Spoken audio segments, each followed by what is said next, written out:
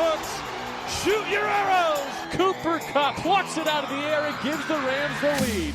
Robert Woods, touchdown. LA! Goff goes crashing into the end zone. Aaron Donald almost beat the football there. Corey Littleton, have yourself a day. Picked off. Marcus Peters coming off the edge. And Ryan will be wrapped up by Clay Matthews. Everett in stride. Wow! Franklin Myers gets his hand down there. Weddle got a hand on it. Did he pick it? He did! Racing down the sideline is a key to lead. Gurley for MVP! Touchdown LA! Picked off by John Johnson. Well, it's Dante Fowler who is able to get to breathe. Greg Zuerlein sends the Rams to the Super Bowl! LA will play for the Lombardi! Welcome back, guys, to another Downtown Rams podcast. It's episode 227. I'm your host, Jake Ellenbogen. Joining me, as always, is Alexis Kraft. We have a special episode because we have none other than former Rams interior offensive lineman Andy McCollum coming on. He's going to, he gave us a ton of time. We really appreciate him coming on. Some great stuff you're going to hear. But, before we get into that, before we get into what I'm about to get into, just a reminder, if you like what you hear, be sure to subscribe, leave reviews on iTunes. We're also on Google Play. We're all over the place. Spotify, you name it, we're on it. So be sure to subscribe and leave reviews on those platforms. And we'll have to start reading those when we get those in. We'll just read them on the show real quick before we start every show. So do that. And I'm just going to throw it over to Alexis because she had herself a crazy weekend. I think it was a weekend ago or whatever when she ended up playing in Isaac Bruce's charity flag football game. So pretty amazing stuff. I'll just let her talk all about it, and then we'll dive right into Andy McCollum. Yeah, so 2 weekends ago, I got invited to play in the Isaac Bruce Foundation Flag Football Challenge, which he puts on every year through his foundation in St. Louis. And the Isaac Bruce Foundation basically focuses on health, wellness, nutrition, fitness, education. He really does a lot for children in the community. He does a lot of free football clinics. He gives out scholarships, to deserving students and that type of thing. And I was really excited to get invited to play. I got invited to play actually by someone in his foundation because a team that had signed up was short players. So they reached out to me and I, jumped at the chance to do it because, it's a big deal. And, I think there was 8 to 10 teams that participated, and each team is a corporation. Corporations sign up, businesses that participate and donate to his foundation and things like that. So I played for Team Gateway to a Cure, which is a organization that a nonprofit that, and I hope I explained this right, but they work with raising money for Parkinson's research and things like that. So, I got there and, Jake, I play to win. But I was kind of on a team. It was kind of thrown together a little bit last minute because some people unfortunately had some things come up and weren't able to make it. So we filled in and it was a lot of fun. So basically there was a lot of former Rams players there. Obviously Isaac Bruce, but Cliff Crosby, Tyoka Jackson, Aeneas Williams, Chris Long was there. He wasn't one of the coaches. Most of the players were coaches, but Chris Long did stop by because he was in town for the Blues game. And so that was really fun to see him. I got a picture with his dad, Howie Long, who was there. And I don't want to say I bothered him, but I'm pretty sure I bothered him to get a picture, but I had to because when am I ever going to be 2 feet away from Howie Long again? So I got a picture with him and everybody, and it was a lot of fun. It was really cool to, it was a little bit eerie because the tournament was played at the Rams still have their training facility up in St. Louis. and that's where they did the tournament. So we kind of got there, and it was like a beautiful yet eerie kind of thing, because it had, on the field, it had the Rams logo in the end zones, and the building, had all the Rams stuff up in it, and it was kind of like walking into the past, of when the Rams were in St. Louis. And so that was, a little bit sad for me, but also just super cool to see. I had never been in the facility before, and it's really nice. And it was just fun. It was fun. We played, 4 games. It was flag football rules and regulation and that type of thing. And it was a lot more competitive than I thought.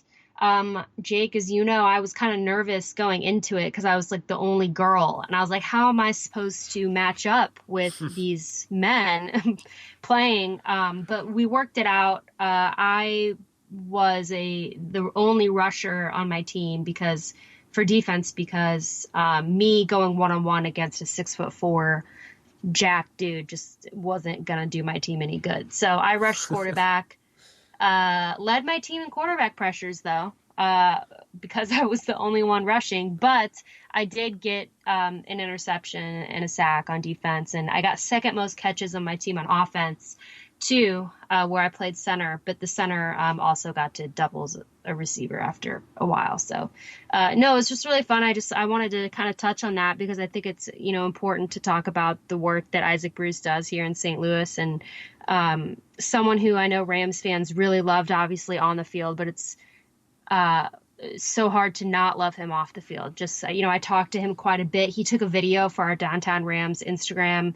It's on our Instagram and Twitter if you want to go look at that. I talked to Isaac at length about us, and, he has a podcast as well, which you should check out. But, it was just a lot of fun. It was really, it took me back to like my childhood, kind of being around all these like former St. Louis Rams. Like, Cliff Crosby was probably my favorite person that I met there. I talked to him quite a bit. He was my coach, and he was cheering me on a lot on the sideline because I was definitely undersized and outmatched and just doing the best that I could. But he was awesome, and talked to him a lot about a lot of different things. Tyoka Jackson was really cool. He was awesome. Will Witherspoon was there. He was awesome as well. And Isaac was really cool. I talked to him, as I said, quite a bit. And he was getting hounded by, the news stations were there and a lot of journalists and things like that. But, for the short time that I got to talk to him, he's really cool and extremely nice. And, you would have loved it, Jake. Rams fans would love it. It happens every year in St. Louis. So anyone who's here, anyone who's not here, I'm sure anybody could sign up, or it's free to the public to watch even. So if you don't want to play, there's a lot of people there just watching, and it was a lot of fun. I really wanted to talk to Chris Long, but he was kind of, he stopped by for maybe 30 minutes and did was doing multiple interviews with the news stations in St. Louis. It was kind of blocked off, but I was like 10 feet from him, and I just was hoping that, he would have a moment to talk to some people, but I had to go play in a game, so I didn't get to talk to him. But yeah, it was really fun. I thought, I should bring that up because we do talk about it to Andy in the interview that we have with him, and he mentions it's an event that he's gone to and participated in as well. And again, something that if you live in the St. Louis area and it sounds interesting to you to play in a flag football tournament with some former Rams, then you should check it out because it's for a good cause and it's a lot of fun. And all the guys who took time to come out and participate and to teach us and coach us, and some of them even jumped in a few games to play. I mean, it was just a lot of fun. So, really appreciative of Isaac Bruce and his team for reaching out to me to come play and for, giving me that opportunity because it was definitely something I'll remember forever. Yeah, that was, I was definitely jealous. I think you understood that. I wake up and I see all these different pictures with, it's like, oh my God, I thought it was really cool. You had, you met Tyoka Jackson. We actually had him on the show. What was it? This time last year, I think. Yeah, he owns a couple IHOPs, so learned a little bit about, what he's been up to. But and then do you remember the whole International House of Burgers? Like he was the one to kind of break the ice on that on the podcast and be like, it's just a thing, like it's not permanent. Like people were flipping out, but like he was like, yeah, it's just a promotion for our burgers. But do you remember that? Like people were going insane. I was one of the most belligerent people on Twitter during that time because I was so annoyed because I just thought it was the dumbest thing I'd ever heard. And I was like, I kind of felt like it had to be a publicity thing, but then like for a while it really did seem kind of serious and I lost my mind. Yeah. Yeah. Well, I mean, you can't. That's how they pulled it off well. You couldn't tell, but no. I just thought that obviously I'm glad you had fun and you took some great pictures, but of course, I wasn't shocked that you were able to get Isaac Bruce on our Instagram, like because while you're doing something, you're always thinking about DTR and how you can better the brand. So way to go to you, of course, Alexis. Like nice job repping the brand and like basically going around and networking. I think that's important no matter where you are, and I thought you did a nice job of that. Sounds like you did, because we have people that want to come on the show, and I mean you do that regardless if it's in person. I think everyone knows that, but when you do it in person, it's kind of a bigger deal because, talking, next to somebody that's maybe 6'7" might appear to be a little intimidating, but,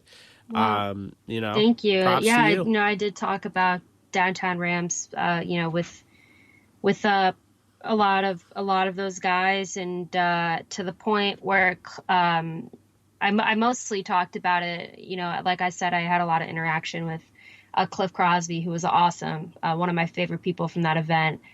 And during one of the games, I made a catch, and I kind of juked on, not to brag, but I'm going to brag because I didn't, do many things, but I totally juked this guy out and had a good run. And he goes, Cliff is on the sideline. He goes, "Way to go, podcast." I was like, "Thank you." I was like, "I'll take that." But I wish someone would have. Oh my God, your name is Pod just, now. My new nickname apparently. But I wish someone would have gotten that on camera, that run, because that was, the best, probably my best play other than my interception. But I'm sure you could find somebody that has it. You said there were people watching. Instead of putting up like a lost dog poster, put up a. Have you filmed this footage? Were people watching. I thought that was really cool. It was free to the public, and it really was cool. And Chick-fil-A came, and they catered the whole thing. So there was like free Chick-fil-A, and there was free massages. Massage Lux, shout out them. Massage Lux here in St. Louis sent out people, and like in between games, you could go get massages for free, as many as you wanted. It was awesome, and they had like chiropractic work, and for people, it was competitive, and I'm not saying that to make it sound like I was amazing, but it was competitive, and I actually think that made it a little bit more fun because you want to win, and no one wants to go in there and lose 4 games like I did, but it was fun, and my body was insanely destroyed after that. I mean, I'm not in the shape I used to be. After we got eliminated the first round of the playoffs, and I literally was like limping because I have a bad ACL, and I was literally limping into the massage inside the Rams training facility. One of the rooms they had the massage people there, and I was literally like limping into there, and I was like, I need help. And there was like a line of like 4 guys in there who also needed help because we were just destroyed because it was so hot, but it was so fun. It was so worth it. I mean, it was fun. You got exercise, but just I had to give that event props because it really is so cool, and it was so much fun, and I'm definitely going to try to be back there next year, and I'm very lucky that I got the opportunity to play last minute, and if you want to see pictures, we did post them on our Downtown Rams Instagram. Yeah, that was I kind of enjoyed that, kind of like living through, what you were sending me, and then you FaceTimed me and like I saw the whole thing and I was like, oh my God, that's like Isaac Bruce and everything. But yeah, no, that's awesome. I definitely commend you for doing that. Obviously, it can be a little uncomfortable doing something like that. Like you said, you're not in the same shape you used to be, like playing, soccer in college, yeah. I believe. So, I hear you there, but it's pretty awesome. And I think that's a pretty good segue into our, unless you have anything else. No, I think that's good. I mean, Andy, we do talk about it with him. I won't give too much away, but that event is something he's very familiar with. And again, as you said earlier. So, I mean, he was awesome. Andy's awesome, and someone that I've known since I was a small child. And, he went to the same church that my family went to, and I went to school with his kids. And we'll kind of talk a little bit about that. But just really someone who is he was so fun to talk to and so willing to kind of open up, and he shared a great story with us, and it was just really awesome to have him on the show. Yeah, I completely agree, and let's not take any more time, guys. Here is Andy McCollum. Hope you guys enjoy.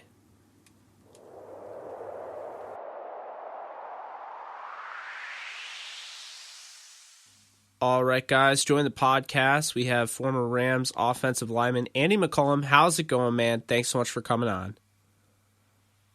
It's going great. It's great to talk to you guys. Thanks for having me.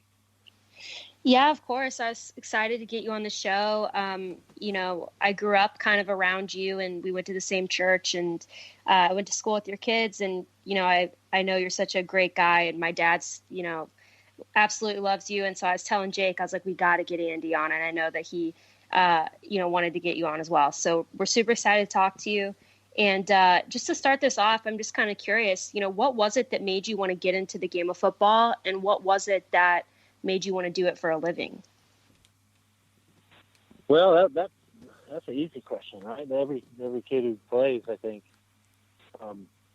dreams of playing and as a professional. So of course, once I started playing and I realized how fun it was. So that's the goal of every kid, just playing in the backyard. I had I grew up. My older brother was a real good high school player, and I was trying to follow him, and he just pretty much beat me up all the time, which turned out good. Toughened me up a little bit, and I had blessed with the opportunity to play football in college, and then I got a chance after that to continue playing. So I tried to take it and give everything I had.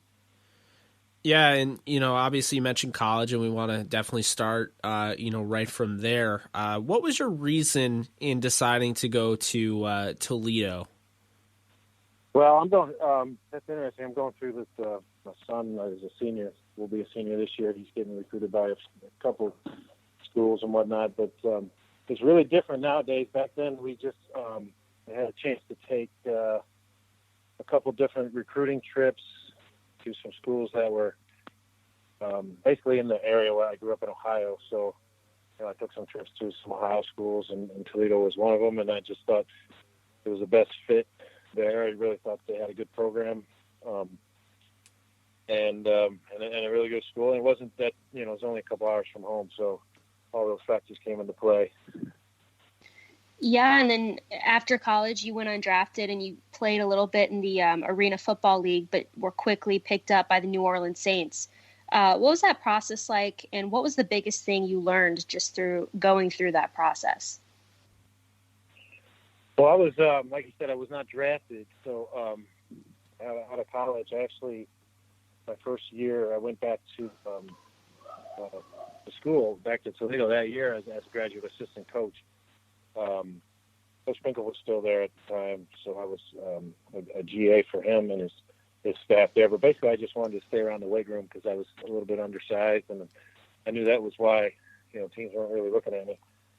And then that following spring, I got a chance to play arena football up in Milwaukee, and I was only there for a couple of weeks, and I got my break actually with Cleveland, and I ended up making the practice squad there.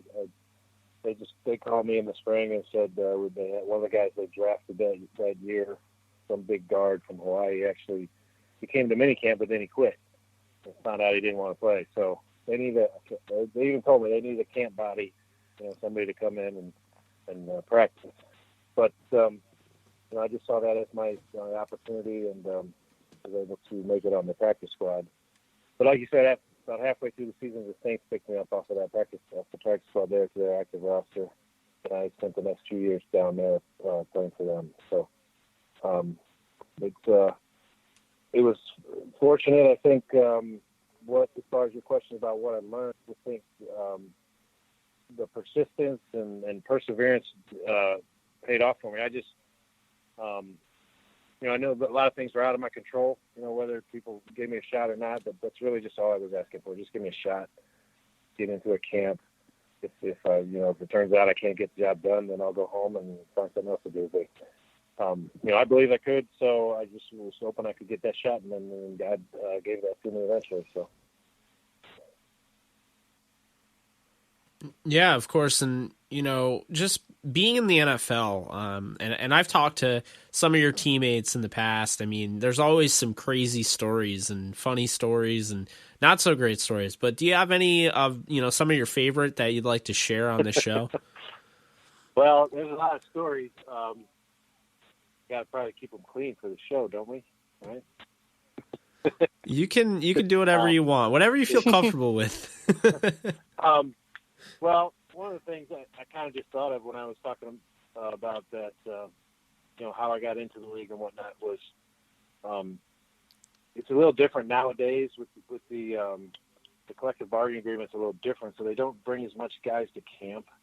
Back when I was a rookie, they brought like 100 guys to camp. Now I think they bring maybe 80 and then cut down to 58 or 60, whatever they're at now. But before, when I was a rookie, they brought like 100 guys to camp, and it was hard to get a look, especially an undrafted free agent. They weren't really looking at. They just threw them in there for guys to beat on.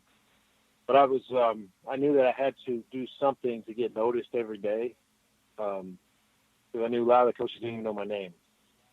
So a lot of times I didn't really know what else to do that. In fact, that was some advice from my brothers when I went to camp. He said, make sure they go back to their coaches' meetings just saying your name for some reason, whether good or bad. So it ended up bad a lot of times. I didn't really know how else to do that. So I ended up getting in a lot of fights at practice. One time we were having a practice game. I was with the Browns, and this is when Belichick was the coach there. And we were having a practice in training camp with the Bears up in Platteville. And it was the last drill of practice. We were doing like a hurry-up field goal drill. We run a play and then learn how to hurry up and get the field goal unit on before the clock runs out. But anyway, so we run the play, and one of their linebackers started, like throwing punches at me, and I'm thinking, all right, I can't really, let this be on film without me doing something. So anyway, I got in a fight anyway. The clock runs out. We didn't get the kickoff, and Belichick ends practice, and he makes it a big point to spend the next 10 minutes, teaching the whole team how stupid it is to fight, because you could cost your team, and right there in that situation, you cost your team the victory, and blah, blah. So, I was in the rookie. I thought for sure I was cut the next day. I thought for sure until we cut that within the half an hour. But anyway, it worked out because, again, it was just a way for them to know who I was, and I don't think a lot of them knew who I was coming in there. That was one of those points that I was on. But I mean, I like that story. That's a good one. I mean, like you said, I'm sure at the time it was a little bit frightening, but it ended up working out. So that's good. Yeah, and it probably. Yeah, you you knew what he was doing. He was making his point to the whole team. And in fact, there was a guy who I'd known from high school. He was a linebacker there, and he'd come up after. He said, "Don't worry about Andy. He loves that stuff. He really likes, that you're being aggressive and stuff, but he just had to make a point to the team." So it was a good learning experience for me, especially. Yeah, definitely. And, you were in the NFL a long time, and so you got to go up against a lot of really talented players. But is there any one or maybe two or three guys who stand out to you as being the toughest guys that you had to line up against? Yeah, people ask me that a lot. And my number one answer, I got to say, as a defensive lineman we faced was Reggie White. We didn't play him a lot. I wasn't in the same division. I can think of some other guys who, I had to play like 2 times for 12 years in a row, like Brian Young with the 49ers. And I was always in this division, and we played them twice a year. But the handful, a couple times that we played Green Bay, I got to say Reggie White had a reputation. He lived up to every bit of it. He was probably the best that I had played against anyway. Yeah, that's definitely not a bad pick at all. But, I definitely, when hearing that question being asked by Alexis, I had a feeling it'd either be Reggie White or maybe you'd say like Warren Sapp or somebody like that. But I definitely, that's always a question, we like to ask because, really, you go up against all these different guys, and it's incredible, how long your career was, of course, and he probably went up against some tough ones, obviously, in practice. So it's cool that you're able to kind of justify oh, this guy was definitely the toughest I went up against. I guess that's really Reggie White in a nutshell. Yeah, that's an easy choice. He was a heck of a player and a heck of a guy. But when he was bringing it, man, he was like a freight train. It was hard to slow him down. You mentioned Warren Sapp. He was a great player as well. I think one of the interesting thing, we played against them in Tampa several times, but I think Warren Sapp might have been the best trash talker that I ever played against. And he was hilarious. He was really good at it, but he wasn't like he wasn't like a jerk or mean or foul language. There's a lot of guys doing that, saying bad things about your mom, stuff like that. But Warren was just hilarious. He was very funny, and I remember a couple times we were playing against him, and played against or next to my buddy Adam Timmerman, who was a guard, played right next to me for many years with the Rams, and he was trying to talk trash back to Sapp, and I'm telling him, I said, "Man, I know you're blocking him really good, but he's kicking your butt in this trash talking deal." He said, "Well, I'm good at it." He said some funny stuff out there. Yeah, and we talk about lining up against really talented guys, and you played with a lot of talented guys as well. And I'm just curious, I like to hear sometimes guys talk about relationships that they've kept now that they've retired or, maybe moved on to a different team or things like that. Are there any former teammates that you're still close with from that Rams team? Well, yeah, I mentioned Adam Timmerman. We at least go get together, go fishing or hunting at least once a year or so. Other than that, I'll see guys, at different events. I know Isaac puts on a lot of charity events, Isaac Bruce here in town. So I see some of those guys when he does those events.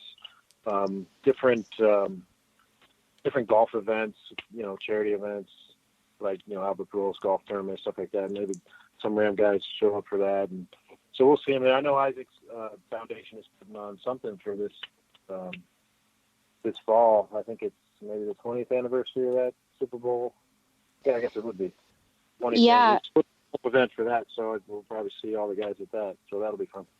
Yeah, I actually last weekend, or maybe it was the weekend before, on June 1st, he had his charity flag football challenge that he does every year for his foundation, and I I went out there and I got asked to play last minute, and I went out there with the team and played in that. And I talked quite a bit to Isaac and guys like Cliff Crosby, Aeneas Williams.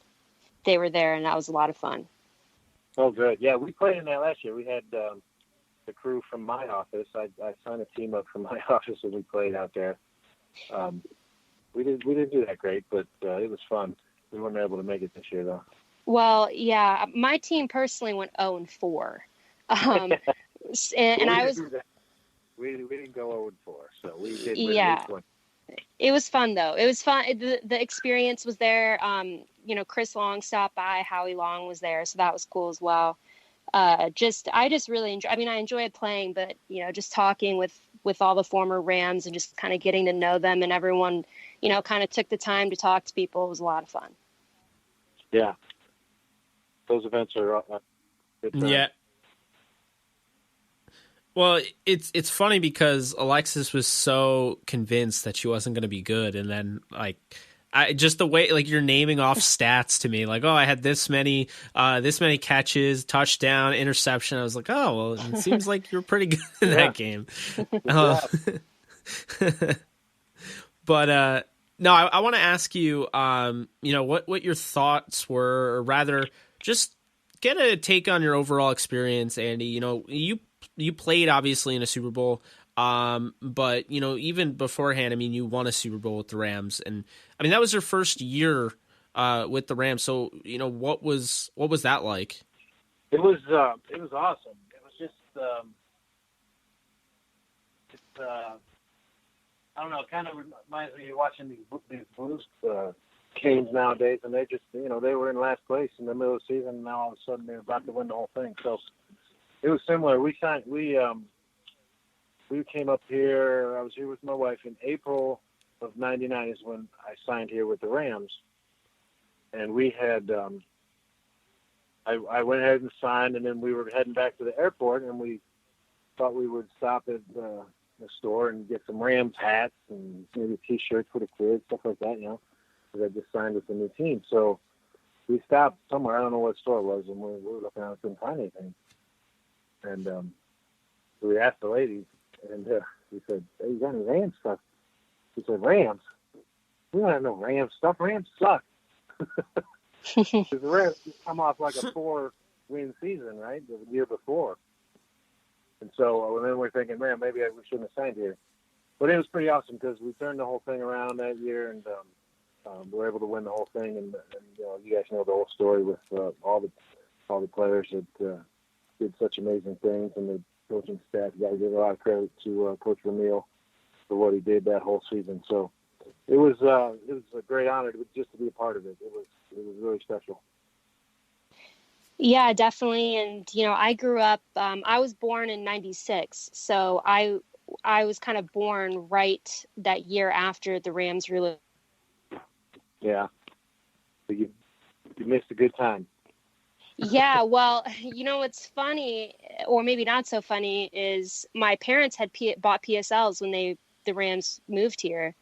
And so I was at all of those games that year that the Rams won the Super Bowl. I just can't remember it. So it's kind of like a bummer. Well, my dad tells the story of we were in the end zone when Ricky Prohl made that catch that in that big, I think it was the NFC Championship game, towards the end of the game. And my dad's like, yeah, we were in the end zone. I'm like, oh, I wish I could remember that. I mean, that would be, I was there. I don't remember it. I was 3 years old, but just looking back now at tape and watching documentaries from that 99 season and all that, it's just incredible to watch. I can't imagine what it felt like to kind of witness it firsthand and be a part of something so special, especially, you mentioned the Blues. The Rams story that season is kind of similar, kind of being under the radar, maybe underdogs a little bit. And, obviously the story of Kurt Warner, coming in, I'm just sure that was insane. Oh, yeah. Excuse me. Yeah, it was a lot of fun. I know you don't remember it, but I do. I'll never forget it. It was great. And I'll tell you what, the the crowds down there, especially for those playoff games, as the season progressed, it was as loud as any place I'd ever played. And I played in probably every stadium in the country, and during those playoff games, it was crazy. So the St. Louis fans are awesome. I know, Kroenke probably didn't think so because he took them out of here, which stinks for us and all the people of St. Louis. But it was awesome. There was a lot of noise in there. It was as loud as any place I've ever played. Oh, definitely. I hear, just talking to guys, who played there, I hear that a lot. And I believe that you were actually at the Legends of the Dome game in 2016 after the Rams relocated, right? Oh, yeah. Yeah, because Yeah. I remember that. I was there for that, and I had like front row. I bought like seats like right on the end, and I think that me and my dad said hi to you for a quick second, and Okay, I remember, and I remember sitting there and being like, this many people showed up for like a flag football game. I mean, that was insane. And the first play of that game, or maybe it might have been like the second or third play, Kurt Warner threw like a beautiful touchdown pass to Isaac Bruce. And I was like, of course, that's the first play. That just felt so right. And like everyone erupted, and that was awesome. But, I mentioned Kurt Warner because you blocked for him, and you also blocked for Mark Bulger. How is it, that like in your relationship with them, and, just how were they as players on the field and off of it? They were both, obviously, both great quarterbacks. They were both, great leaders on the field and in the locker room.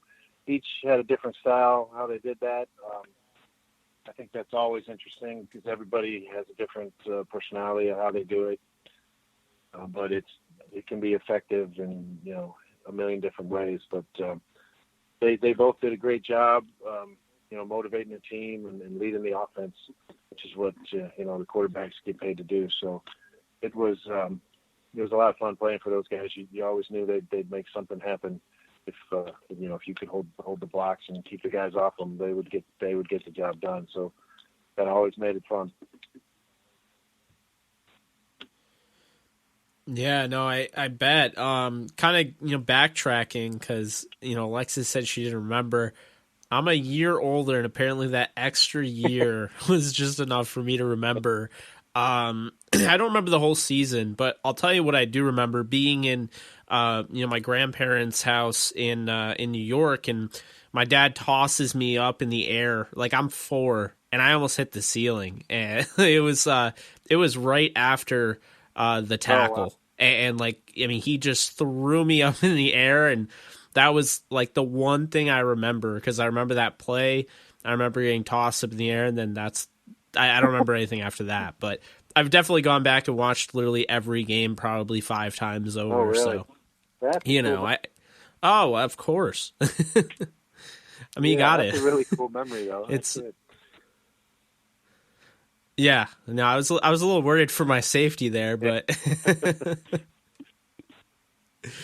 no, but just today, just obviously looking back on your career, you accomplished so much, but I'm sure it's a little different. You're retired now, you're able to do your own thing, and you're also able to watch football from a fan's perspective now. So I just want to get your thoughts on guys that play, your position. You were an interior offensive lineman, played center, played guard. Who are the guys that you most like watching at those positions? Well, I think the game's changed a little bit. I think the guys have just gotten bigger. They're still just as fast. So it's weird. I guess they're just I don't know. They're eating different. I don't know, but they just seem bigger and just as fast. So, but I've done a lot of work coaching younger kids. I coached all my kids, through the junior programs and through high school. I got one son in college. I got another son. He'll be a senior this year at Eureka High School. And it's, I've been coaching kids all the way up through that for the last, 12, 15 years. And it's a lot of fun, but the game's definitely changed a little bit. You have as much contact as you used to, and you look at the NFL and the practice rules, they don't hit as much. They're trying to eliminate the chances for concussions and all that kind of thing, which is good. But I think that suffers a little bit as far as offensive line play. Looking at it, the guys go to training camp and they're not able to get as much work in. There's only a handful of guys who can just show up and do that without putting that work in every day for a long period of time. I had to, I was one of those guys. I had to work at it. I had to work at it over and over and over and over. And guys like Orlando, Orlando Pace, I'm talking about, and that's why he's a Hall of Famer. He'd just show up and go destroy people. He had that freak ability. But there's only a handful of guys who can do that. So I think, especially early on in the season, you'll see, watching NFL guys, you'll see, I think the offensive line play isn't as good as it can be, but by the end of the year, they come around. But I think it's just a matter of they're not allowed to put as much time in as far as contact through the new collective bargaining agreement. They don't let them work as much as contact-wise, which is probably good. Keeps some guys healthier, and they can stick around a little longer. Yeah, and something that you touch on is coaching, for Eureka High School. And I don't know if you knew this or not, but that's where I went to high school. So I'm a Wildcat fan. Yeah, and I went and I caught a game. It might have been 2 years ago. I think it was last year. I took my brother, who's in middle school, and his friends to the game. And I was just, because I went to all the games in high school every Friday night, and it was just a lot of fun to go there. And it's such a great environment over there. It's such a football school, and it was so fun to go back. And, I didn't actually know that you were coaching at that time. I think it was just after that someone said something to me that you were coaching over there. So that's awesome. But, I'm not sure if you still watch the Rams or not, but if you do you have any, kind of overall thoughts on them and, anything that you like about them? Yeah, I still watch Rams, and I know the folks here in St. Louis, vast majority of them hate the Rams now because of what Kroenke did and took them out of town. I can't blame them. It was sad at this house when we heard that they were leaving too. But I know a lot of guys, on the staff there, and so I still, these are the guys, the team that gave me a chance. So I still root for them. In fact, a couple of years ago, they had a bunch of the former players out to their training camp out there in California, and I went and took one of my sons, and we were able to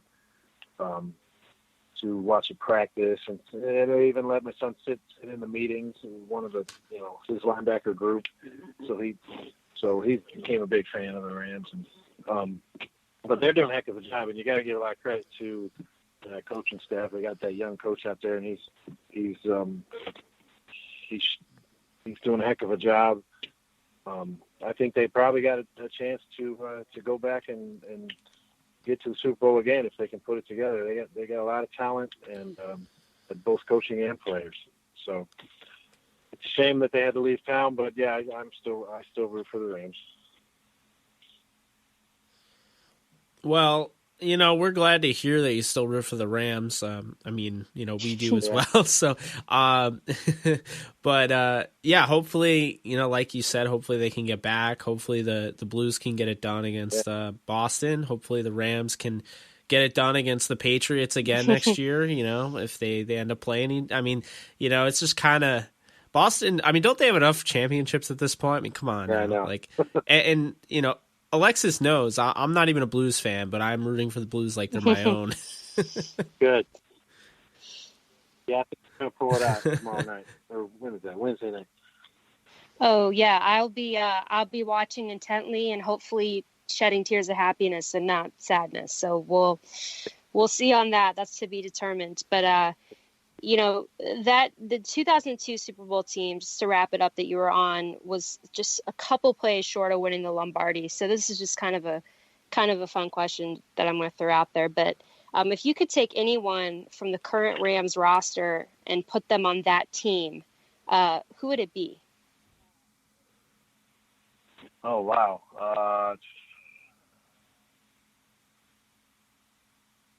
My personal pick, I think, would be Aaron Donald. Just my first go. Yeah, Go that's to. what but I didn't want to give that much credit to a defensive lineman. But you're right. You're probably right. He would. He can change a game, but just disrupting things the way he does in there. So yeah, that'd probably be a good pick.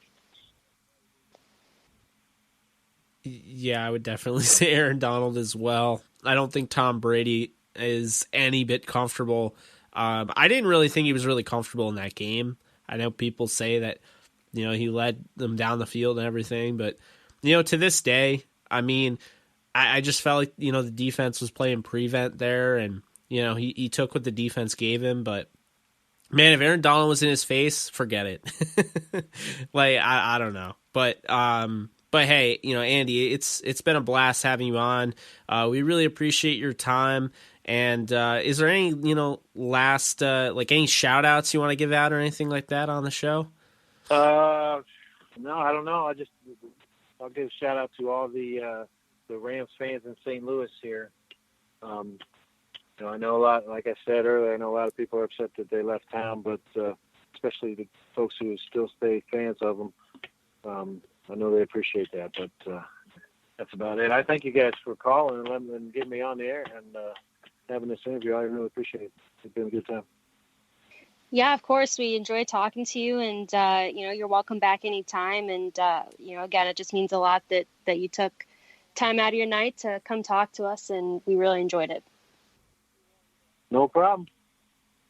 All right, take care, man. Thanks, guys. Have a good one. You too, Andy. Bye.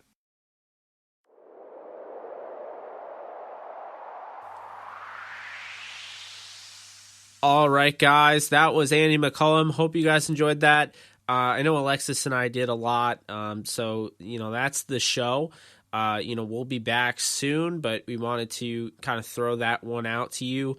We had a blast interviewing Andy. We had a blast interviewing Steve Weiss. So we're gonna keep the interviews coming. We have some stuff lined up. And, of course, things are going to ramp up where, we are going to need to, talk some Rams news. Obviously, right now it's a little dead. But, for all your Rams content right now, the podcast, of course, our DTR podcast. And don't forget about our website that is now officially launched, brand new, downtownrams.com. It's going to be the same URL as the last one, but it's way different. We're really excited about it. We got content up there. We're going to have NFL draft all season long. We have Rams all season long. Really trying to hit it hard with the opinion column articles. And also do, fantasy sports, whether it be Dynasty or DFS or even sports betting. We're trying to make this site, as big as, bigger than it's ever been. So definitely check that out. You can subscribe to our newsletter. Anytime articles come out, you will get them sent to your email. Just subscribe on the site, first name and email, and you're good to go. But, that is it for us. For Jake Ellenbogen, she's Alexis Kraft. This is episode 227 of the Downtown Rams podcast. Signing off. Hope you guys take care, and we'll talk to you soon.